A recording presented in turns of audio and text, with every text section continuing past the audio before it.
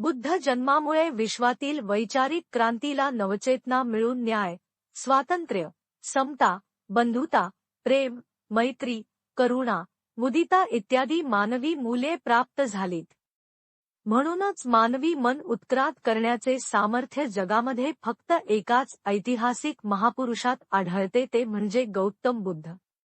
मानवी मनाला निष्पाप करण्यासाठी बुद्धाच्या विशुद्धी मार्गाशिवाय इतर कोणताही मार्ग आज दृष्टीस पडत नाही. म्हणूनच बुद्धाच्या धम्मवैभवाने मानवी वात्सल्याचा झरा निर्मळतेने प्रवाहित झाला आहे. यात कोणबरे प्रवाहित होणार नाही. वैशाख पौर्णिमेलाच इ.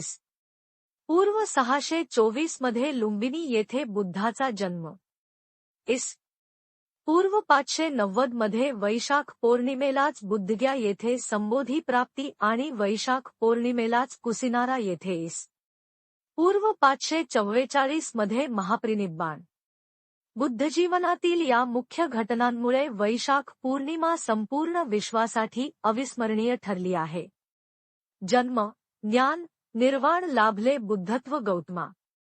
वैशाखी पौर्णिमा धन्य ती वैशाखी पौर्णिमा.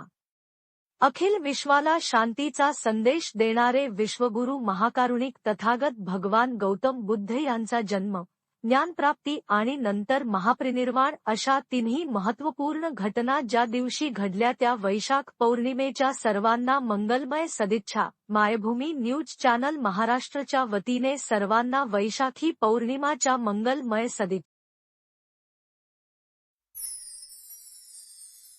बुद्धं शरणं गच्छामि,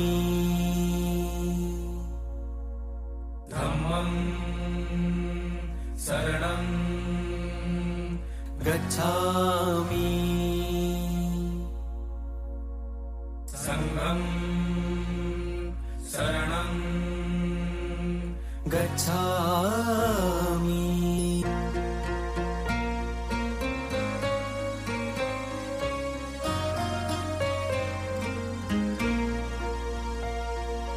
शांतिदूताच्या वैभवशाली जाऊन या आश्रमात, जाऊन या आश्रमात.